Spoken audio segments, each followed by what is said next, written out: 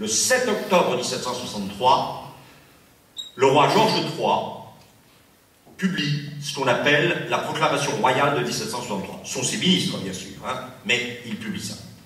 Et il dit, afin de maintenir des relations de bonne intelligence entre le Royaume-Uni et les tribus indiennes qui vivent à l'ouest des Appalaches, il est interdit aux colons blancs de franchir les Appalaches. C'est probablement l'une des deux causes, voilà, certaines personnes disent que plus important que ce que nous allons encore décrire à propos de Boston, c'est la cause fondamentale de l'indépendance américaine. Puisque tout l'imaginaire américain, c'est l'Ouest. Et tout l'imaginaire américain, c'est le mouvement vers l'Ouest. À partir du moment où l'autorité royale britannique interdit l'Ouest aux colons, d'une certaine manière, il y a un déni d'identité américaine qui est posé par le pouvoir londonien.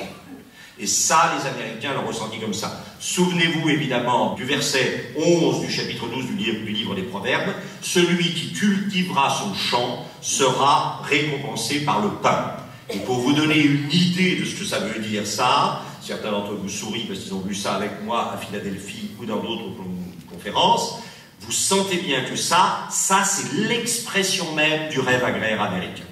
C'est-à-dire une quantité de terre qui est déterminée par votre possibilité à la travailler sans aucune aide, sauf consentie, de qui que ce soit. C'est-à-dire ça, c'est le contraire de la plantation sudiste, qui ne peut fonctionner que par l'esclavage.